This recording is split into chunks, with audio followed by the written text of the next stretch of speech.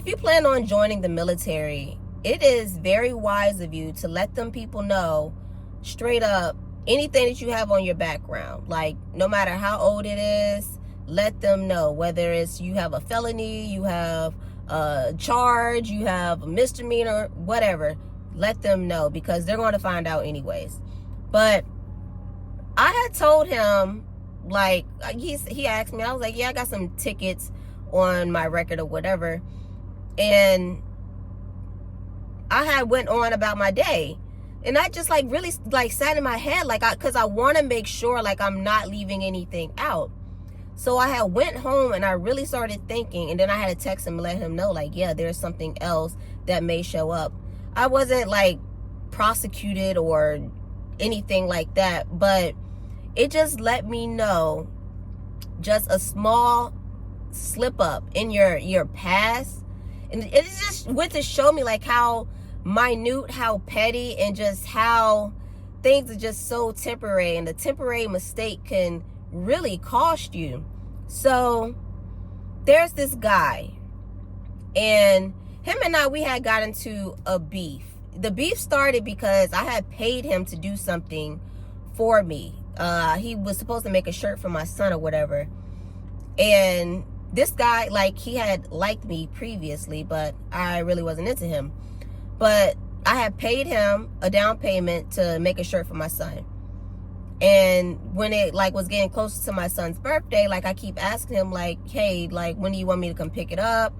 No, when do you want me to drop the shirt off? Because I brought the shirt for him and I gave him the design idea and all of that stuff. And like, he was like, oh yeah, like, you can bring it to me this day. And then like, I'll hit him up, nothing. And then it just became that game. And then like, I had got mad because I paid you a $50 deposit for this. And, you know, it came out that, you know, I wasn't getting my money back. Like, him and I got into a big argument about that. And then one day, out of the blue, he had sent me a video. It was a very disturbing video, rather, of him and a young lady. So I hit him up and I was like, why did you send me that? Like, what do I need to see this for? And he was like, oh, I don't know. And I was just like, oh, okay, move on about my day. This girl, the girl that he just started recently dating, she starts to hit me up on social media, and it got to the point where she's harassing me. So I'm going back and forth with him and her, like, why are y'all bothering me? This is when I was in my earlier in my 20s. So I was still very childish and immature. So I'm going back and forth with these two people. We're arguing. You know, the girl, she's wanting to meet up and fight me. And I'm like, this isn't my dude. This was never my dude. This is your man. This is somebody that you live with. Why are y'all bothering me? I don't know what he was telling her, because that's typically the case. Like, when somebody gets so irate like that, usually it's the other party telling this person something, putting it in their head, and like gassing them up and making you seem like you're some type of threat, or like you're jealous, or something along the lines of that. I have no clue what was going on. So it became him and one of my best friends at the time. They started arguing. Like, she had got his phone number. I think I may have gave her his number. I don't remember. It was that long ago. And they started arguing. So I think she was going to fight him. Like, it was going to come fisticuffs. I had took myself out of it because this is silly. Like, this is somebody that I don't have any dealings with. Like, I have better things to be doing with my time. But fast forward, I'm at Dunkin' Donuts. The universe is so crazy. I'm at Dunkin' Donuts. Guess who walks in there? Him and his new girlfriend. And I turn around and I see them and I'm like, oh my gosh. And then he started like picking, like, like being real childish. And I'm like, I think I was cussing him out. I'm pretty sure I was cussing him out. And the girl, she wanted to fight me. But, you know, I was like, okay, I have to get to work. Let me just get my coffee and then I'm leaving out of here. They followed me outside. Okay, they followed me outside. The girl, I think I think she smacked my coffee out of my hand. I don't remember if she smacked it out of my hand or I threw this coffee at her and like to like defend myself. I don't remember. But the cops end up getting called. I called the cops and they hurried up and left the scene. Like they didn't even get anything from Dunkin' Donuts. It was almost as if they followed me there. I know what happened. I know why they showed up there. We had to end up going to court because I think she pressed charges on me or he pressed charges on me. Like he told her, I think he told her to press charges on me for something. I don't remember.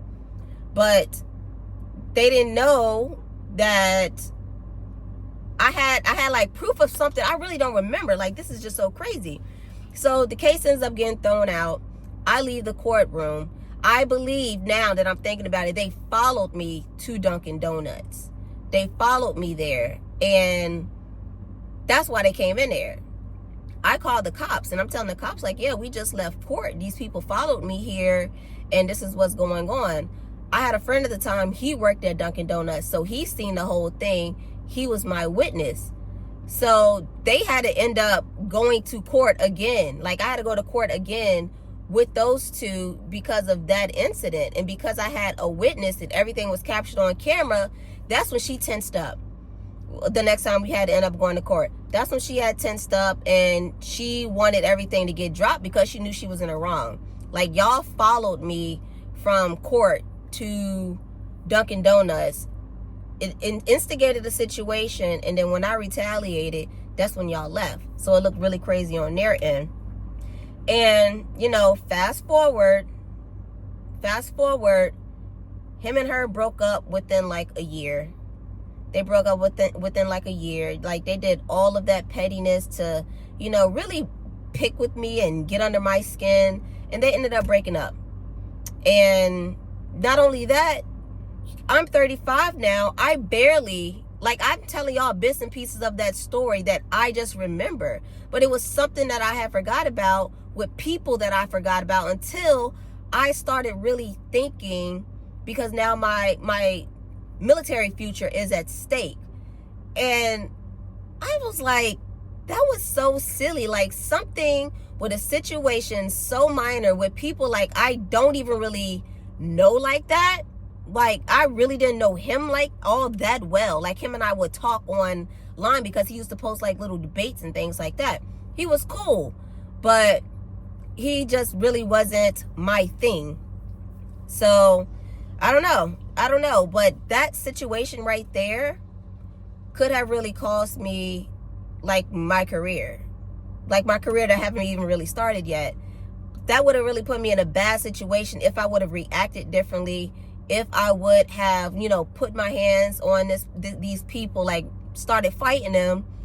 I would have been in a whole mess of trouble. I would have probably had charges on my record. I would have, you know, probably been fighting to get these things expunged. And these are people that I don't even know anymore. I don't even remember that lady's name, like at all. I don't know her name at all. I may have known her name then. I don't remember her name at all. Him, I barely remember him. So a temporary situation with people who I barely remember to this day could have cost me something serious. And a lot of us put ourselves in situations like that, whether like we are meant to put ourselves in those situations or if it just happens to us.